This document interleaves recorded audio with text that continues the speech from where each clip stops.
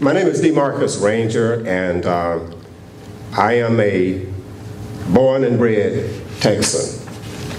So I was born in Fort Worth, Texas, where the West begins, on the west side of Fort Worth. My dad was a minister.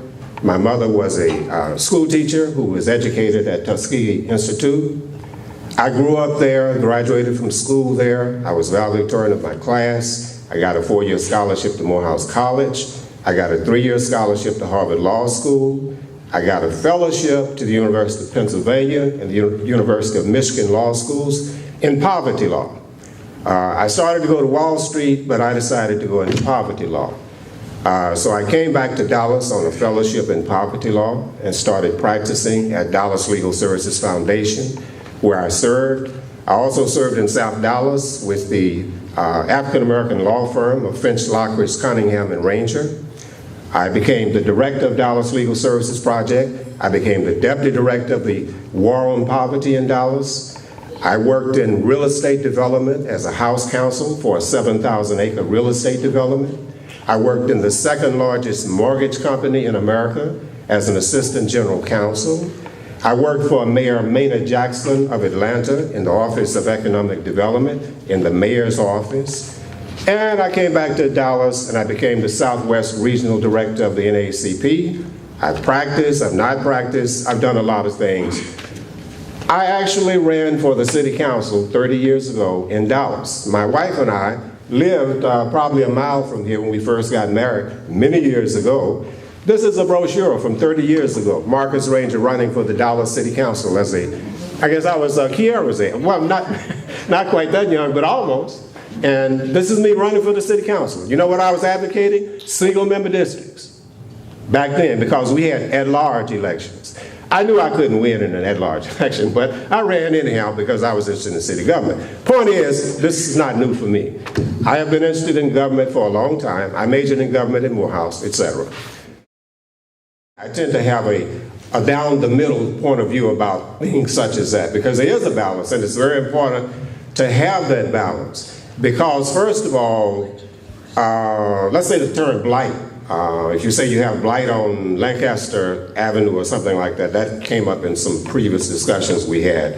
And what do you do about that? Of course you enforce the code, but at the same time you don't want to enforce it so rigorously that you do damage to the community by not having anything to replace something that is serving some earthly good as a business in your community. You don't want to run all the businesses out simply because they're not Walmart. You know, Walmart is the 800-pound gorilla. Wherever it goes, the earth moves. Well, all businesses are not like that.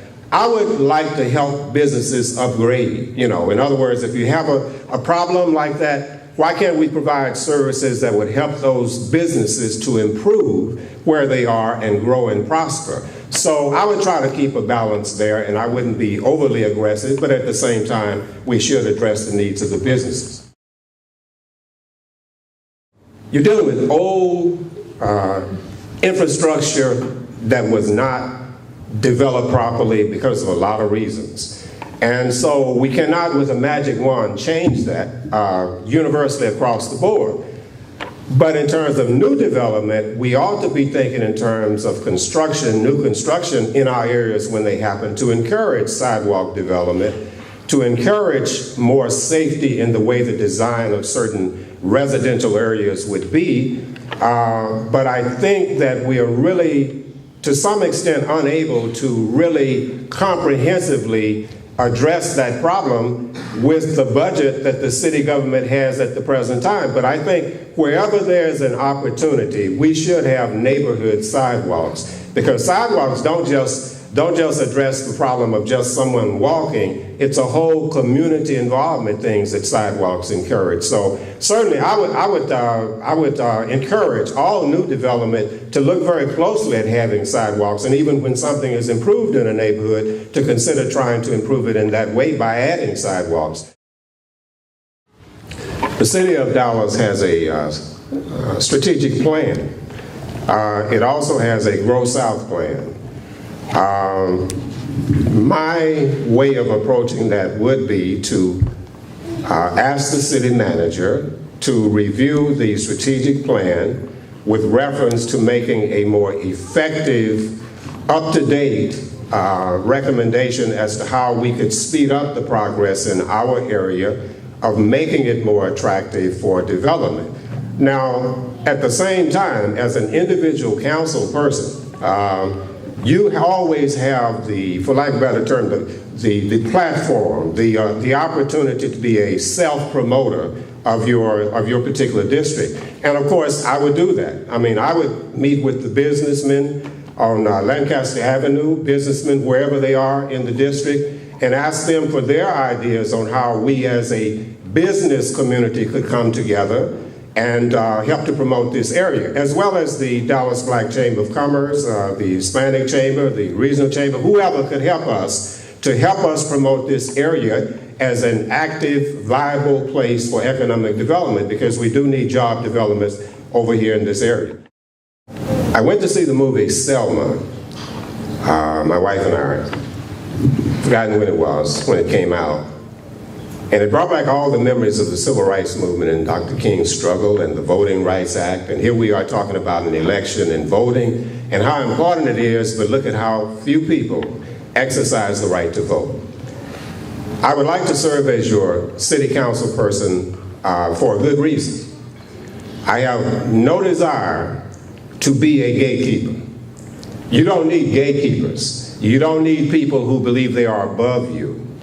You are really the boss. You're the person who gives the funds, the taxation for city government, and therefore your representative should want to serve you. And I have no other ambition. I have no desire to serve anyone else other than the district that would elect me. Cooperate, of course, with everybody, but serve the district that elects me. And serve as a representative, not a ruler. We don't need rulers. We need representatives who really care about everyday people, everyday problems, and everyday justice. I have a real concern about poverty in this district. I have a real concern about such things as relations with the police. We also need a health center over here near the Veterans Administration in that area over there. You have thousands and thousands of people with no health care over there.